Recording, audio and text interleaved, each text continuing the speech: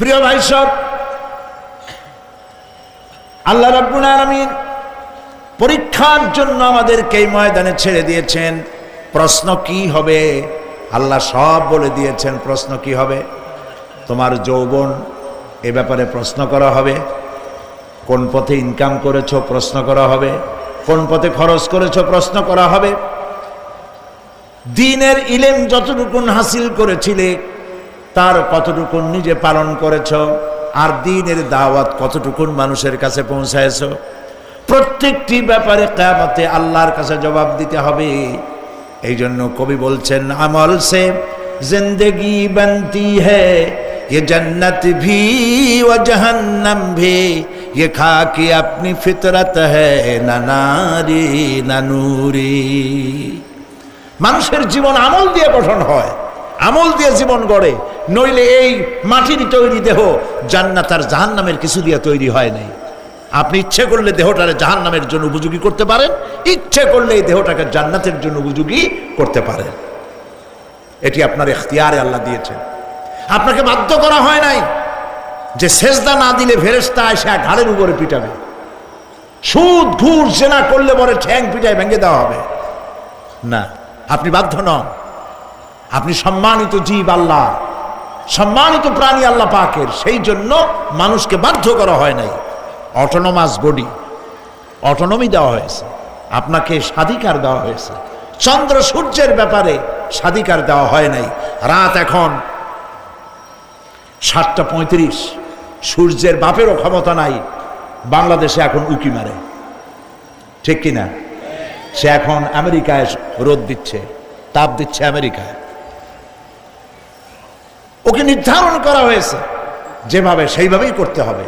পানি বলেন, পাহাড় বলেন, পাখি বলেন, চন্দ্র বলেন, গ্রহ বলেন, নক্ষত্র বলেন, সব জিনিস বাই হুক অ্যান্ড ক্রুক আল্লাহর হুকুম মানতে বাধ্য।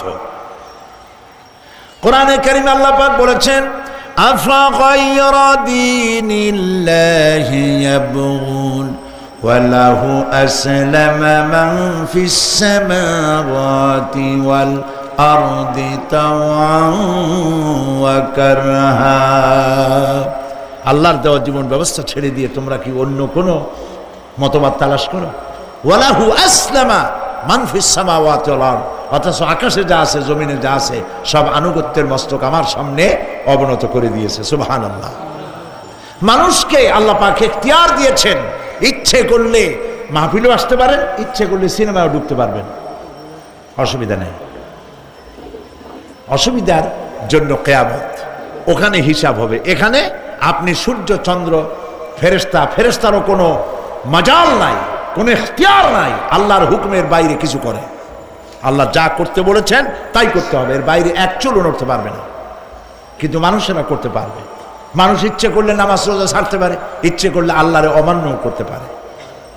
এটা তার বিচারের জায়গা না, এটা হলো পরীক্ষার জায়গা। এটা কিসের জায়গা? পরীক্ষার জায়গা। এখানে আপনি কামাই করলে ওখানে কিছু পাবেন, এখানে কামাই না করলে কিছু পাবেন না। আরো সোজা করে বলি, কোন কৃষক, যে কৃষক আষাঢ় মাসে শ্রাবণ মাসে জমিন চাষ করে না, পৌষ মাসে তার গোলায় ধান আসবে? কথা বোঝেন নাকি বোঝেন না? পৌষ মাসে গোলায় ধান আসবে? কোনো পাগলও বলবে না যে তুমি তো চাষই করো নাই, তুমি জমিনে, তোমার জমিনের ফসল তোমার ঘরে আসবে কেন? কাজী এই দুনিয়ায় পরীক্ষা দিলে এখানে রেজাল্ট হয়, এখানে গাছ লাগাইলে এখানে ফল দেয়। কিন্তু মানুষের জন্য আল্লাহ পাক যে আমল তৈরি করেছেন, পরীক্ষা নেবেন, সেই পরীক্ষার রেজাল্ট এখানে হবে না। পরীক্ষার রেজাল্ট আউট হবে কোথায়? আখিরাতে। বলেন সবাই, কোথায় হবে? পরীক্ষার রেজাল্ট আউট হবে কোথায়? আখিরাতে। এখানে আপনি যা কামাই করবেন এখানে রিটার্ন দেওয়া হবে না। এখানে যা কামাই করবেন সমস্ত কামাই 700 গুণ বর্ধিত আকারে কিয়ামতে আল্লাহ আপনার হাতে ধরাই দিবেন। আল্লাহর ওয়াদা কখনো মিথ্যা হয়? মিথ্যা হয় রাজনৈতিক দলের নেতারা, এই জাতীয় লোকেরা যারা মঞ্চে আসে আর বলে যে এবার আমাদের ভোট দেন, আমরা ক্ষমতায় যাইতে পারলে আপনারা না খাইয়া কেউ মরবেন না। কিন্তু কি খাইয়া মরবে তাও কয় না।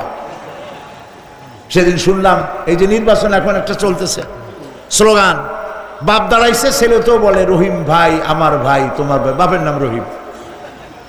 তারপরে শুনলাম বলতেছে বেগুন ভাইয়ের চরিত্র, আজকাল নাম রাখে তো আদর করে বেগুন পটল, বেগুন ভাইয়ের চরিত্র ফুলের মতো পবিত্র। আমি আর একজনের পাশের থেকে কইল যে নামাজ পড়ে না একক, তো এমনই ফুলের মতো চরিত্র। তো দুনিয়ার ময়দানে আপনি যা কামাই করবেন এখানে রেজাল্ট আউট হবে, এখানে আপনি পাবেন ফল, এখানে পাবেন। যা করবেন এখানে গাছ লাগাবেন, ফল লাগাবেন, এখানে পাবেন। আর আল্লাহর জন্য যেটা করবেন সেটার ফল